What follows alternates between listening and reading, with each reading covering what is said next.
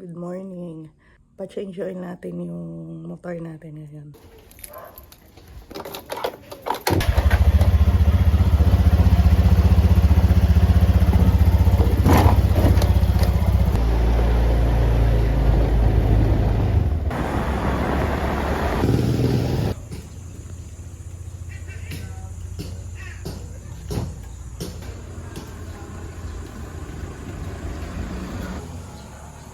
Pwede kaya ano tong lugar mo? Ha? Pwede ko isama sa video yung lugar mo?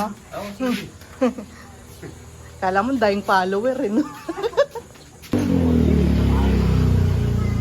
Oo.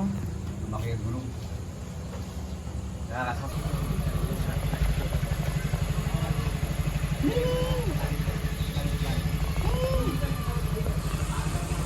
The best yan, dinadaya rito yan.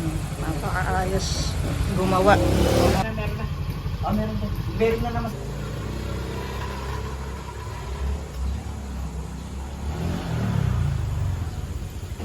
Ayos.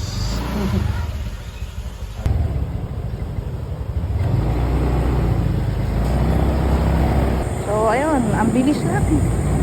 Saglit lang talaga dyan.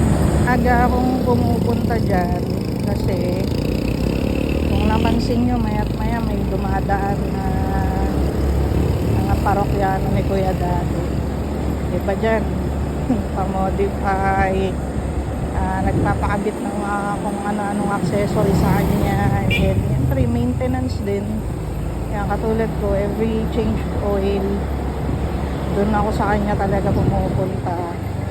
Pagka may naramdaman akong iba sa motor, dinadala ko agad sa kanya para maiwasan natin yung lumalala yung sira ng mga ginagamit natin service.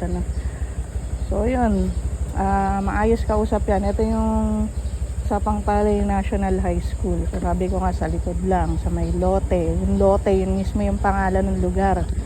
Pagtanong niya lang si Kuya Dade, kilalang kilala rito yan. Dinadayo talaga yan ng mga tao. Kaya ko ngayon sa change oil, pati gear oil, 300 pesos. May mga na siya rin, may stock na siyang mga langis. And then lahat yan, check niya yan. And wag ka mag-alala, hindi ka tatagain sa presyo na. Napakaayos kausap. Ever since sa kanya ko na dinadala yung motor, dati meron akong Mio. Ang lala nung dinala ko sa kanya. Kasi kung kani-kaninong mekaniko, hindi naman nila ma-address yung issue, yung main issue. Nung dinala ko sa kanya, yun lang ang nagpatino. Matanda na rin yung motor ko. Nag-decide na ako na mag-upgrade, magpalit nitong Honda. Naibenta pa namin yan sa magandang presyo. Dahil lang sa siya ang nagme-maintain. Bili muna ako almusal. Aga kasi mga 8 ako pumunta sa kanya, 8 AM para wala pang ganong tao. Mamaya nako, tambak na yung mga motor sa harap niyan. Marami nang magpapagawa sa kanya mamaya.